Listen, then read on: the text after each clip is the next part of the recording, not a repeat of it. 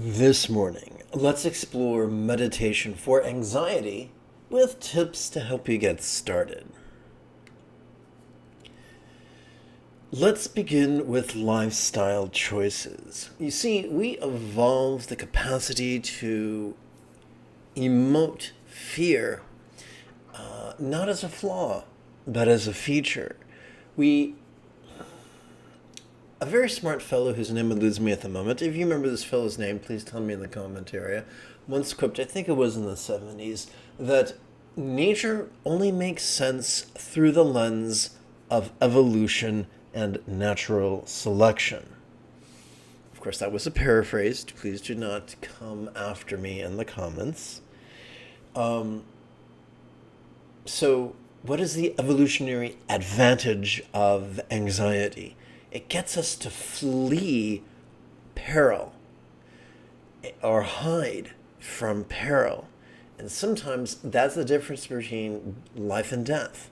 So this mechanism serves us. However, we have more variables in our life now as a society than our ancestors did upon the plains of the Serengeti. We have more food choices available now. We have different food choices. We evolved for whole foods. We are inundated with processed and refined and denatured foods. In my country, the United States of America, that's where I was born, we sell stuff as foodstuffs that other countries won't even recognize as foodstuffs and forbid us for selling them as foodstuffs. The FDA in America began as a way to protect consumers against fraudulent food manufacturers, and now, through the death of thousands and cuts and the work of many lobbyists, it now advocates for the manufacturers of poisonous materials against consumers. Welcome to Bizarre World. Welcome to George Orwell's nightmare. So we live in a world where the cheapest, most subsidized foods are poisonous. Not only will they kill us in the long term, they will muck up our bodies in the short term. Anything that mucks up our gut microbiome can make us feel more prone to anxiety. Anything that can cause systemic inflammation can muck up our experience, can exacerbate our experience of anxiety. Switching to a whole foods plant-based diet could really, really help. And what I'd like to do here, and this is going to be controversial, I'm going to tap betonate. Of course, betonate isn't, what's the word I'm looking for? Betonate is not controversial. But here's what I'm going to do. I am going to, in the description area below the video, there is an insane amount of links because yo soy idiota. So under the heading of vegan education, we scroll down to find a plant-based physician. Now, a plant-based physician is an MD who is, who's fully licensed to practice medicine in their state. And so a plant-based MD who's a psychiatrist is fully licensed. They've gone through the proper training, but through continuing education, they've paid extreme attention to peer-reviewed medical studies exploring the connection between dietary choices and mental health. And there is a growing number of medical experts who would say that anxiety, chronic anxiety, is not a psychological disorder. It is a psychological symptom of a physiological disorder. And while it can be great to implement some psychological coping mechanisms, to ignore the physiological causes and the dietary exacerbations of our anxiety symptoms is like bailing out a leaking rowboat with a thimble. It's going to keep you busy right up until the point that you drown. I don't want anybody drowning. Go here to find a plant-based physician. I don't make any money off of anything. Everything I do is free.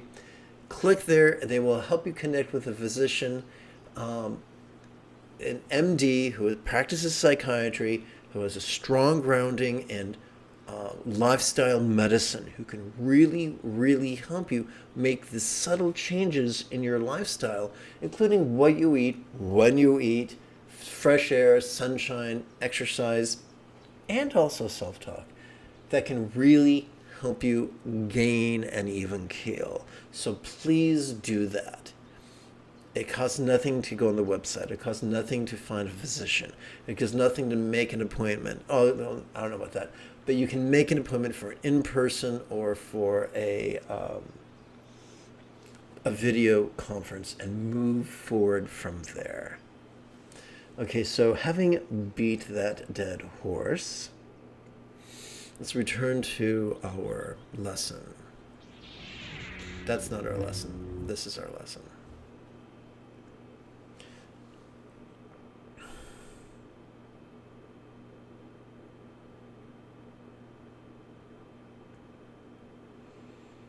Okay, so back to lifestyle choices. Healthy lifestyle, so important. We can influence our gut microbiome. We can influence our systemic inflammation in a week or less, which is really quick. Not in a quarter, not in a month, not in a decade. In a week, this is big stuff. But wait, there's more. As I've mentioned a few moments ago, there's a growing movement in neuroscience-informed psychology that what we have classically described as psychological disorders or physiological disorders with psychological symptoms. I would like to share with you an example. Rhinovirus, which is a weird name for the common cold. Why is it that transculturally, in all species, when any organism experiences illness, they 9 times out of 10 lose the desire for recreation and tend to isolate themselves?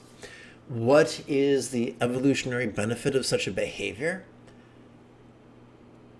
Refraining from activity allows the body to use what resources it possesses to fight the infection. Isolating from peers protects the peer group, the pack, the tribe, the herd, from infection. So this is a useful evolutionary strategy. Typically, when we say, oh, Joe Blow is lost interest in recreation and socialization, Joe must be depressed. But when Joe was treated for systemic inflammation and gut dysbiosis, within a week, those symptoms alleviate without any talk therapy. Therefore, building the case that what we describe as depression, what we describe as anxiety, is typically a physiological disorder with psychological symptoms. Now, does that mean there's no benefit from counseling? There are many benefits to counseling, but it's not a substitute to getting our physiological needs met. Consider, if you will, the old saying, I'm a vegan, so this is a kind of a yucky saying, but there's an old saying, barking up the wrong tree. What does that mean? Well, go back to the 1800s or the 1700s. If there's a hunter trying to keep his family fed and his only weapon is a gun, a single shotgun, and his only tool is his faithful hunting dog, ideally the dog would chase quarry up a tree, and the hunter would take aim, kill the quarry. The dog would fetch the quarry from the ground and bring it to the hunter, and then the hunter could feed his family, and they could fend off starvation for another few days. Once again, non-vegan example, I apologize. But what happens if the dog, for whatever reason, doesn't bark up the tree where the quarry is hiding? They bark up the wrong tree, which distracts the hunter, and the quarry gets away. That might be cute the first time. It might be annoying the third time. But if that's a habitual practice, The hunter will kill no quarry. The hunter will fail to feed his family. The hunter and his family will die. Similarly, if in our legitimate pursuit of mental health, we bark up the wrong tree, we attribute psychological disorders to our psychological symptoms to stinking thinking and our hatred for mommy and blah, blah, blah, while we are squandering decades in therapy, are the physiological causes of those psychological symptoms are running amok. There can be useful applications of psychotherapy, but they must occur within the greater context of meeting all our physiological needs. Let's continue. Let's go back to yin and yang. There are many contexts for yin and yang in the philosophical context brought to us by the author of the Tao Te Ching, Lao Tzu, approximately a century before the advent of the Buddha. He made some really useful observations. He taught that yin and yang are always antithetical, and that yang is destructive and yin is beneficial philosophically. He taught that flexibility is always more beneficial than rigidity. He taught that love is more beneficial than fear, that that being laid back is more beneficial than being controlling. He taught that being egalitarian is more beneficial than being elitist, that being lucid is more beneficial than being cryptic, that being cooperative is more beneficial than being competitive, that being kind is more beneficial than being cruel. Even though people like our friend Hamlet, brought to us by William Shakespeare, coined the phrase, "I must be cruel to be kind." According to Lao Tzu, malarkey. We choose to be kind is because we are operating from a yang agenda. So another description of yang agenda could be patriarchy, which transcends physical gender. It's about a worldview. It could be described by Darth Sidious. Yin could be described as true matriarchy, and not just the shape of someone's reproductive organs. It could be exemplified by the fictional character Qui-Gon Jinn. Choose to be Qui-Gon Jinn. The best treatment for anxiety is not to experience anxiety. And when we say anxiety, we don't mean momentary anxiety. We don't mean acute anxiety. We mean chronic anxiety that is with us all the time. Once again, lifestyle choices are paramount. And one of the things that can assist with that is meditation. There's a wonderful phrase, you've probably heard it before, nip it in the bud. So it's been said by cleverer folks than myself that neurons that fire together grow together. And so we can, due to neuroplasticity, the more we are anxious, the easier it is for us to be anxious.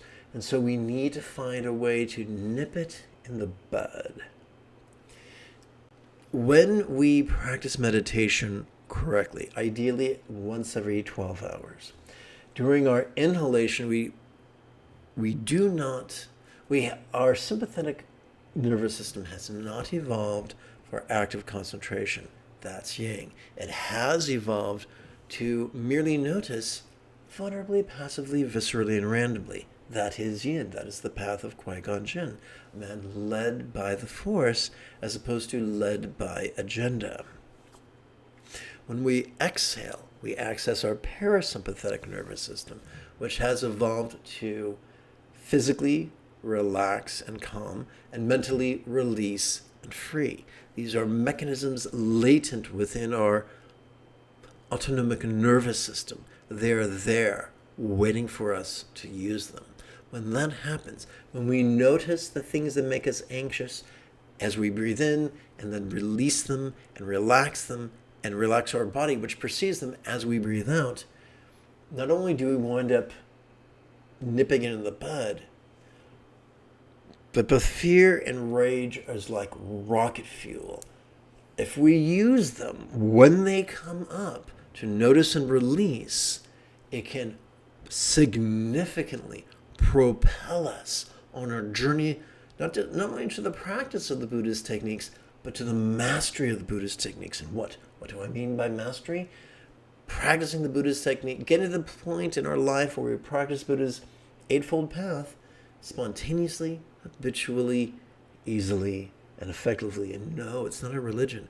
It is it is not about believing in a real or imagined celestial entity or a group of them. It's about using techniques. It's about using our mind and our body in such a way that it helps us to become the person that our dogs already think we are. I would like very much to meditate with you this morning, and we will after about 1 minute of housekeeping. Wrong button. This is Lama Jigme Gyatso of the Buddha Joy Meditation School. Welcome to Meditate Like a Jedi, which is made possible due to financial assistance through Patreon from viewers just like you. If you love Star Wars and you wish to meditate as profoundly as Qui-Gon Jinn on Naboo, be sure to subscribe and ring that notification bell. And now for a bit of good news. If at any point during this morning's live stream you have a specific question about Buddhist meditation, Buddhist philosophy, or how to apply them to your life, simply type your question in great detail in the chat window on the right-hand side of the screen. And I see that, forgive me if I'm besmirching your name, but it looks like Shakil Shaikh is with us. Good morning. Thanks for the wave.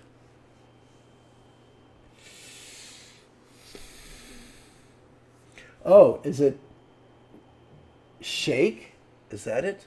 I'm not sure. I mean no disrespect. I'm trying to honor the pronunciation of your name.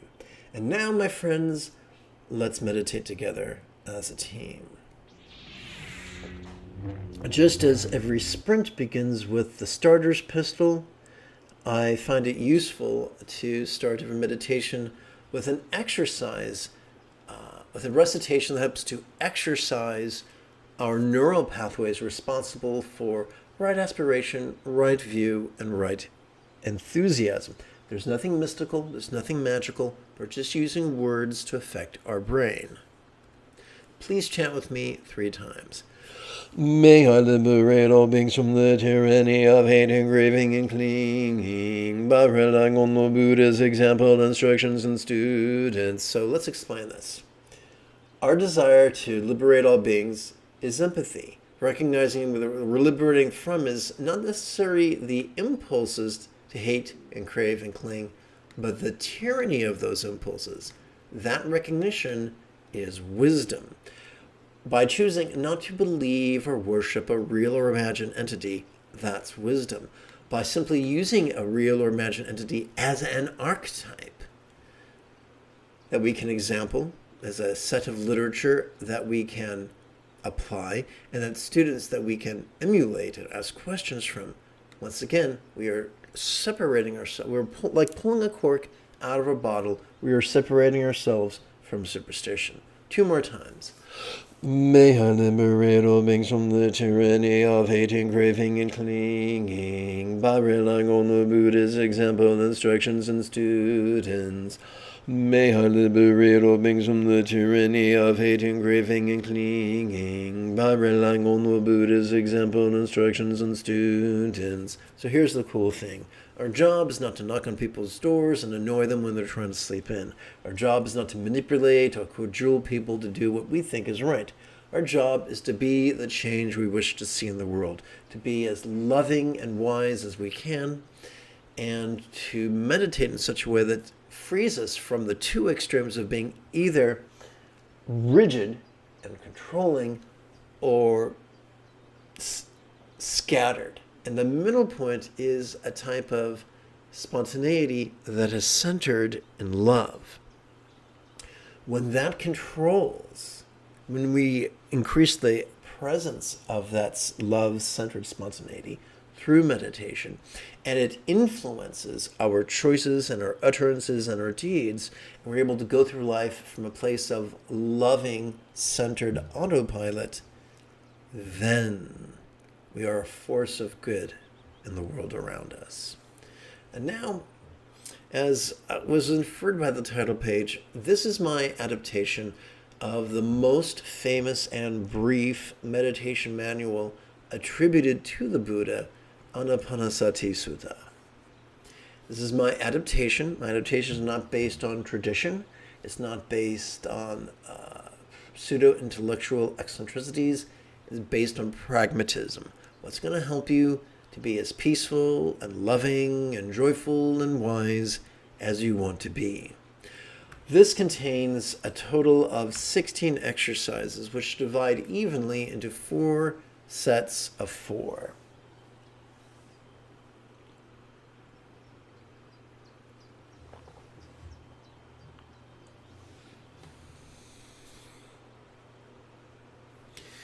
We begin with Kaya Sati's only set of 4 preliminary meditations that center our bodies.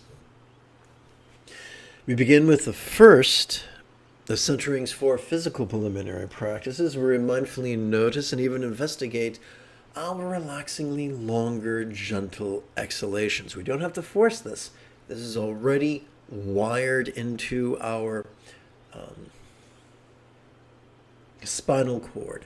All we're doing is aligning our intention, aligning our perception with these tendencies that already exist. Allow me to take a moment to remind you that mindfulness is the first of 7 enlightenment factors. So how do we do this? As we breathe in, we could silently and mentally recite how. And as we exhale, we could silently and mentally recite long. Please remember that this question is rhetorical. It's not our job to answer it. What then is our job? Simple. To silently and mentally recite these words in harmony with our inhalation and our exhalation and our relaxation. Let's play with this right now.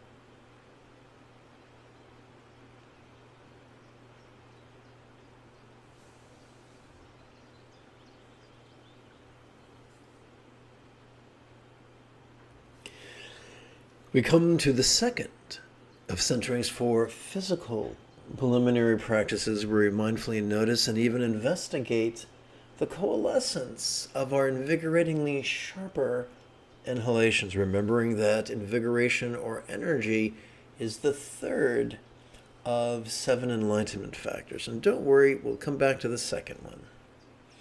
How do we do this? Simple. We change one word. We replace the word long with the word short, and we play with this for as we silently and mentally recite.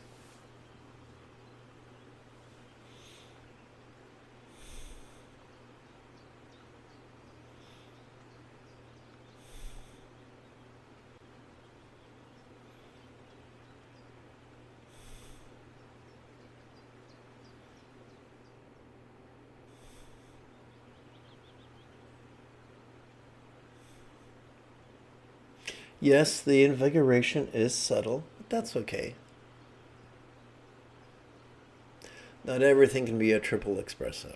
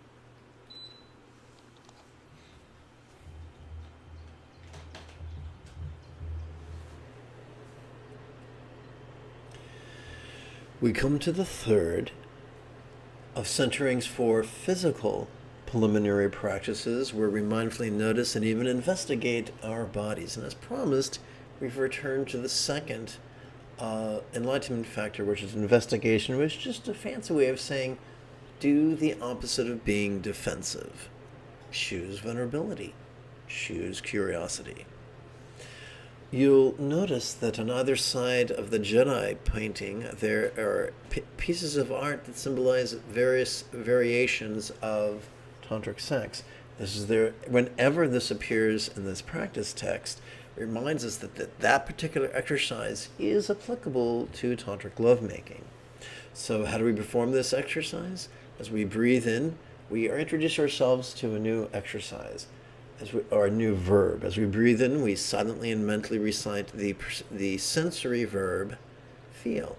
And as we exhale, we silently and mentally recite the noun, form, which functions as a synonym for body.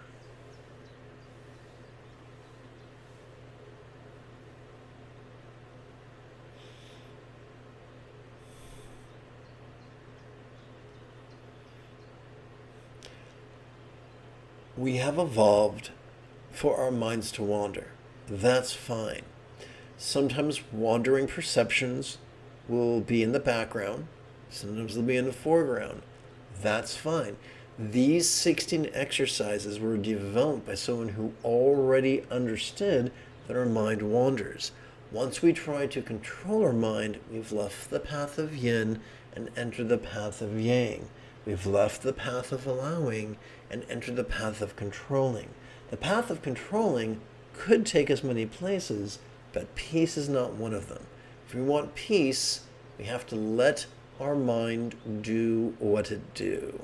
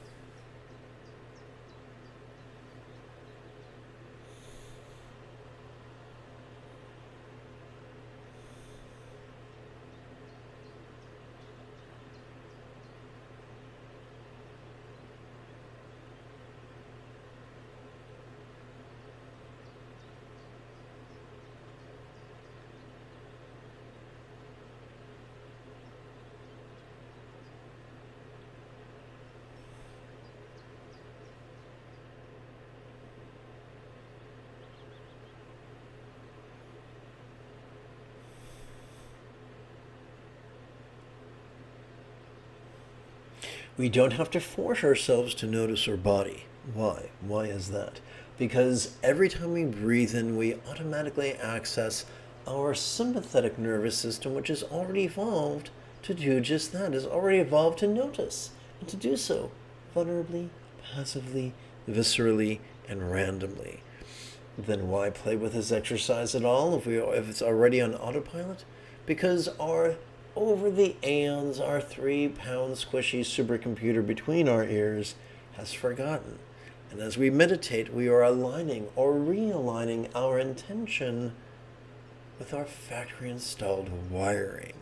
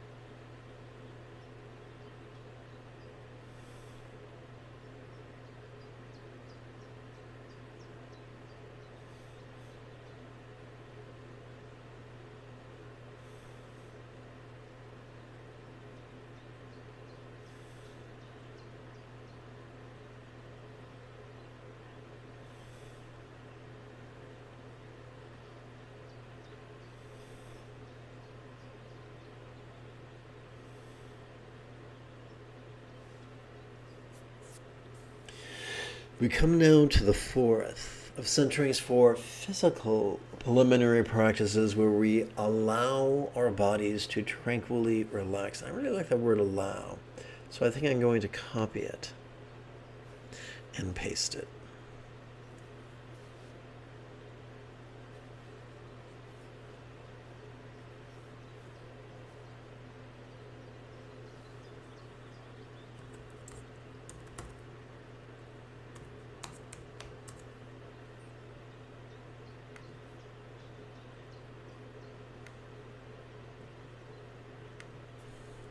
Fabulous. Okay, where we allow our bodies to tranquilly well, having some paper here. That's where the R is. Tranquilly relax. Phew. Okay. So as we breathe in, we silently and mentally recite the noun form. As we exhale, we silently and mentally recite the verb calm. This, my friends, is not an affirmation. There is nothing here for us to believe or visualize or emote. All we're doing is silently, mentally playing with these words in harmony with our inhalation and our exhalation and our relaxation. But here's the really cool bit. Thanks to evolution, we so evolved that every exhalation connects us with our parasympathetic nervous system. Excuse me, which is evolved to physically relax, to physically calm with every exhalation. We don't have to make our body do that any more than we have to make the sun appear to rise every morning. It does it automatically. What we get to do is align our intention with our factory installed wiring.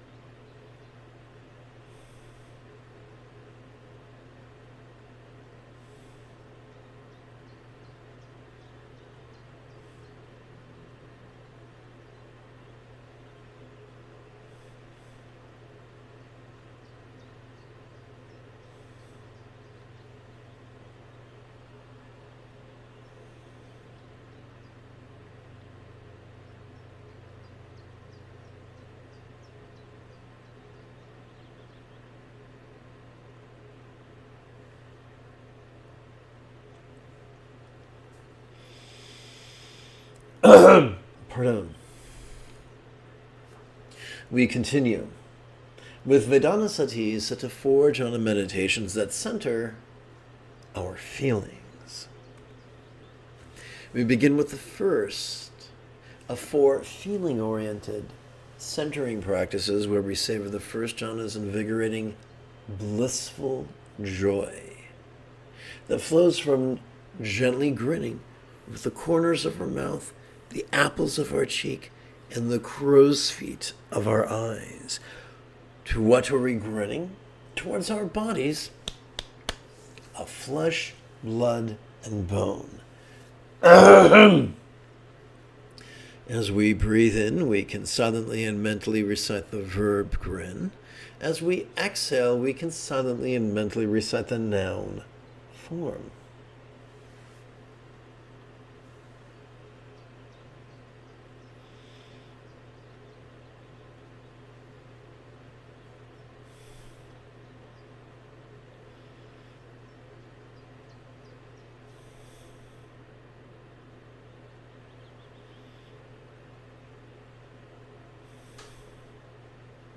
So remember, this is not a scary crest to the crown grin. This is a subtle Mona Lisa smile.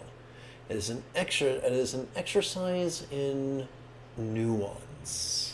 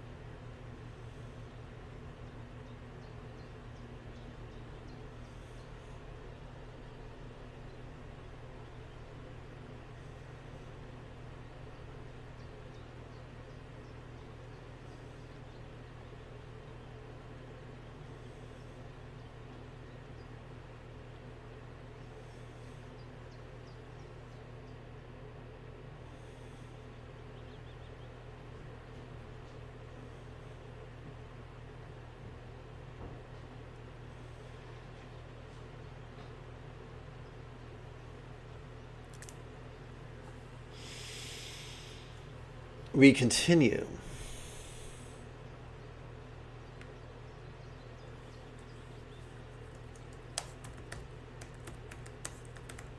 We continue with the second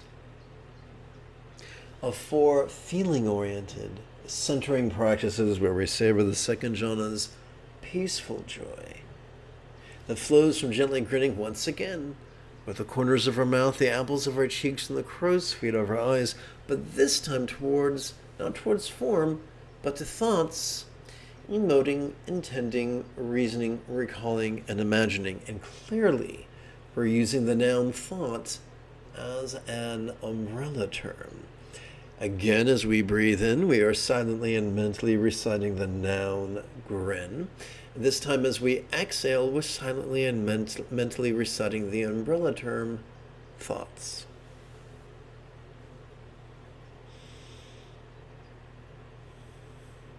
This is done passively, not actively. All we have to do is silently and mentally recite these 2 words in harmony with our inhalation and our exhalation and our relaxation. Easy peasy lemon squeezy.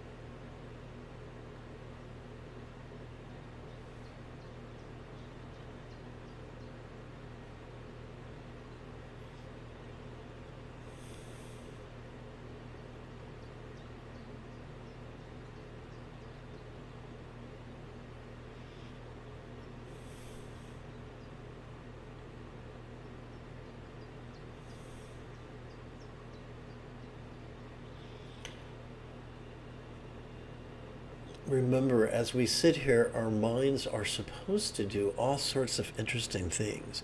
Perceive sights, sounds, sensations, flavors, scents, and the like. Perceive emotions, intentions, thoughts, memories, and imaginings.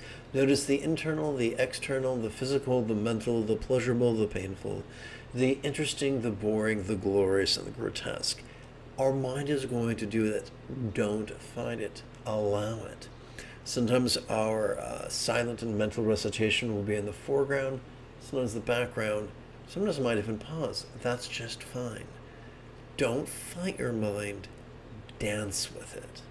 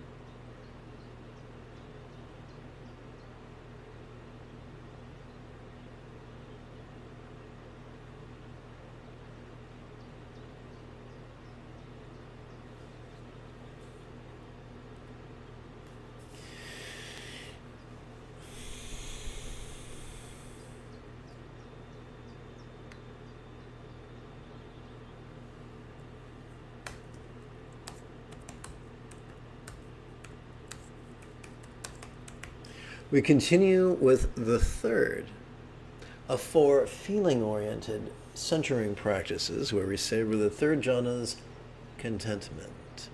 How do we do that?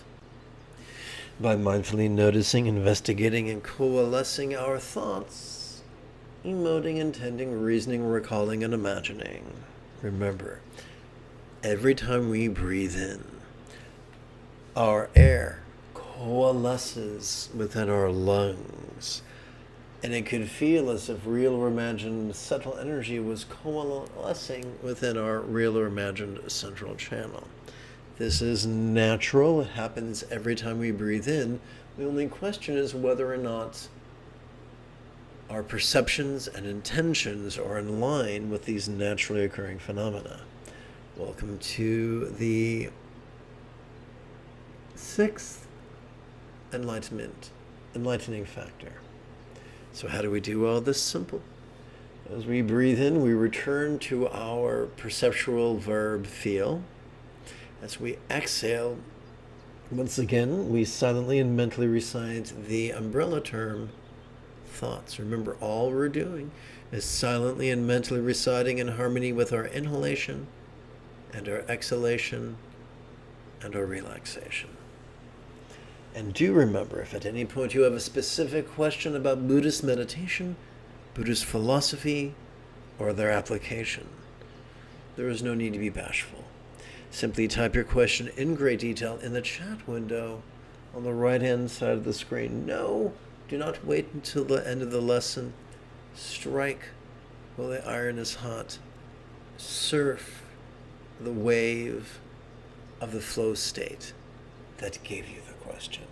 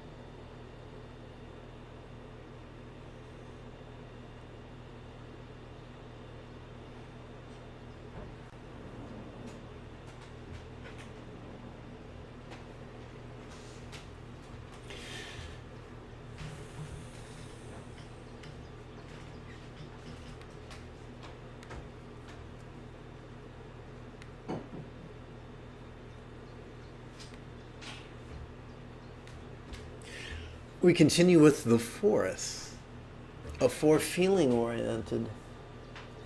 Say this again. We continue with the fourth of four feeling-oriented centering practices, where we savor the fourth jhana's neutrality by allowing our thoughts, emoting, intending, reasoning, recalling, and imagining to tranquilly relax. Remember, we don't force it, we allow it, because our parasympathetic nervous system has already evolved to mentally release and physically relax during each exhalation. All we're doing is aligning our intention with that which is already occurring. As we breathe in, we silently and mentally recite the umbrella term thoughts that represent our emotions, intention, thoughts, memories, and imaginings. And as we exhale, we silently and mentally recite the verb calm.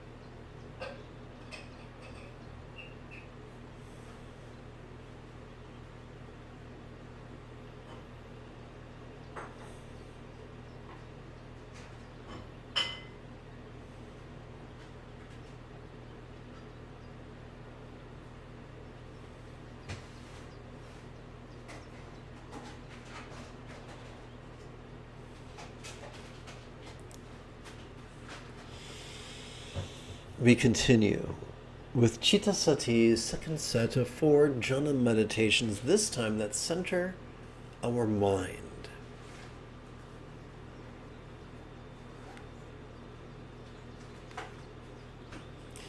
We begin with the first of 4 mind-oriented centering practices, where we savor the 5th jhana sphere of infinite spaciousness.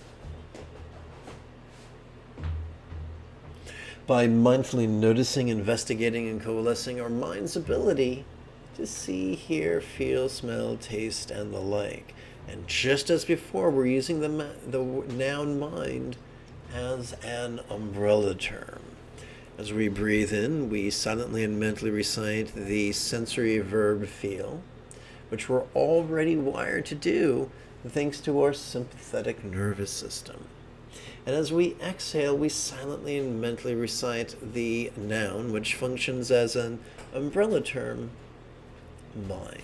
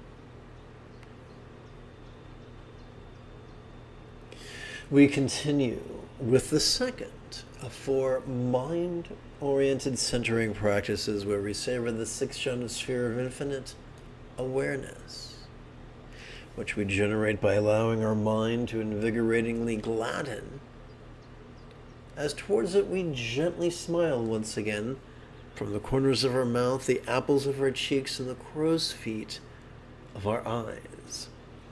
As silently and mentally we recite the verb grin during our inhalation, and silently and mentally we recite the umbrella term mind as we exhale.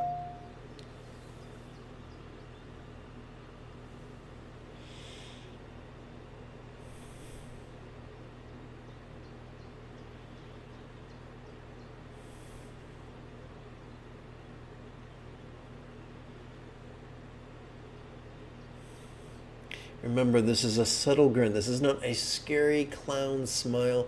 This is like a subtle Mona Lisa smile, a study in nuance.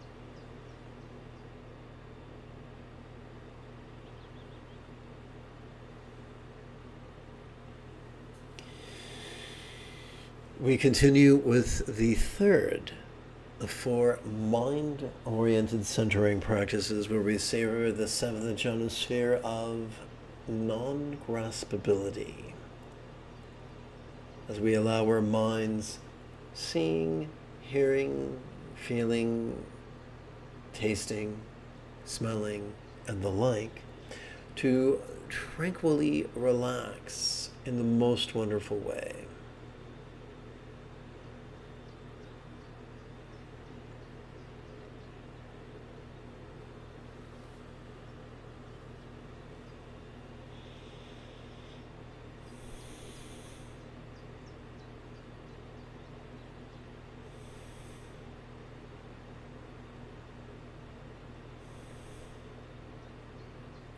Remember, thanks to our parasympathetic nervous system, we are already wired to physically relax and calm during each exhalation.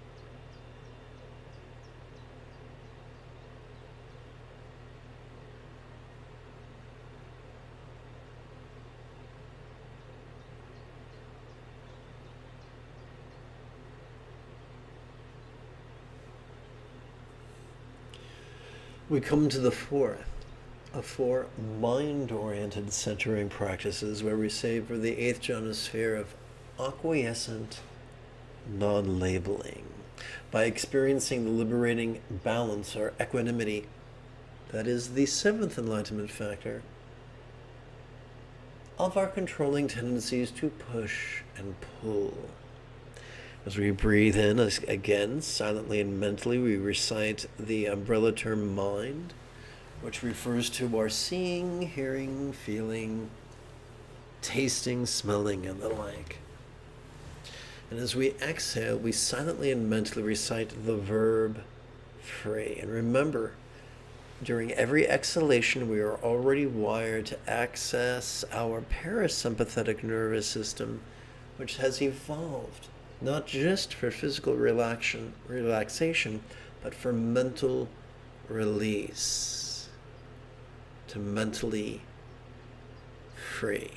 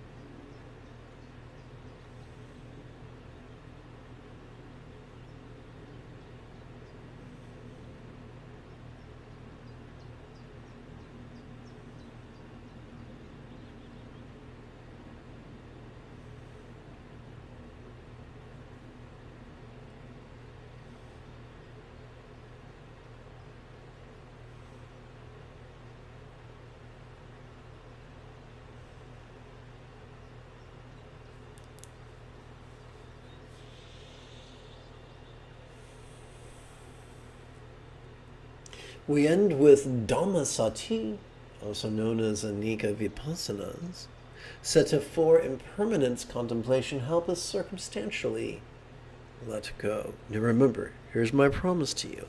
If at any point during this live stream you experience a specific question about Buddhist meditation, Buddhist philosophy, or how to apply them, simply type that question in great detail in the chat window, and I'll be elated to answer it for you.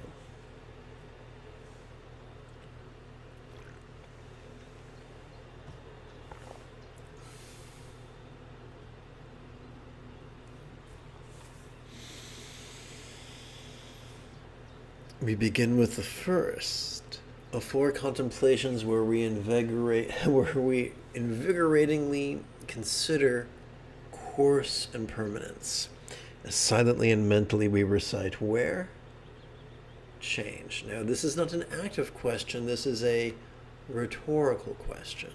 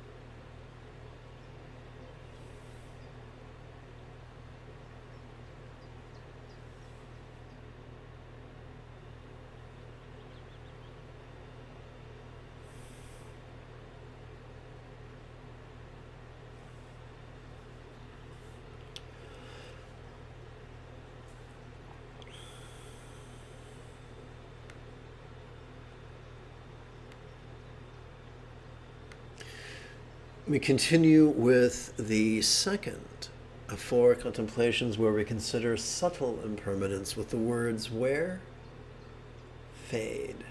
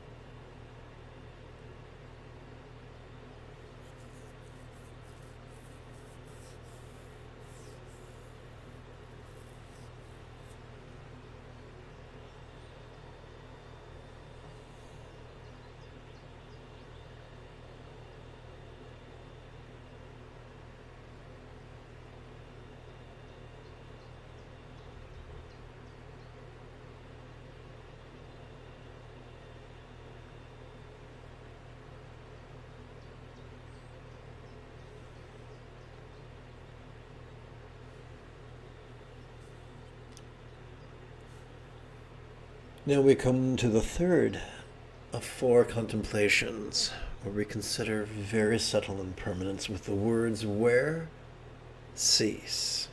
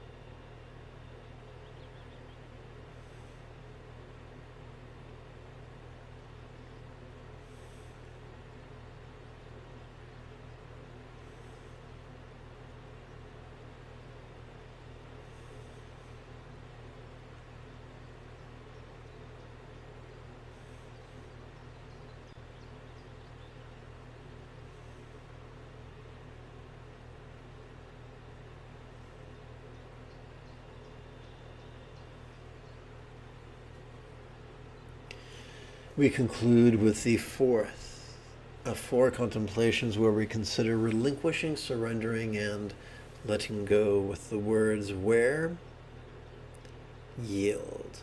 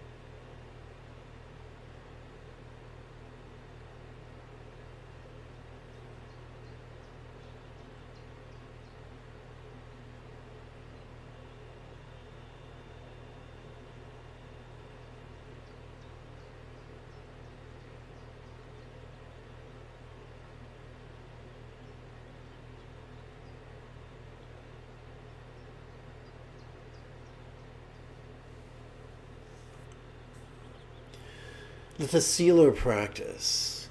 May all beings practice of kind communication, conduct, and calmness, spontaneous and uncontrived. May everyone be free from misery, may everyone be happy. May no one be separated from the happiness. May everyone have balance from the tyranny of hating, craving, and clinging, freed.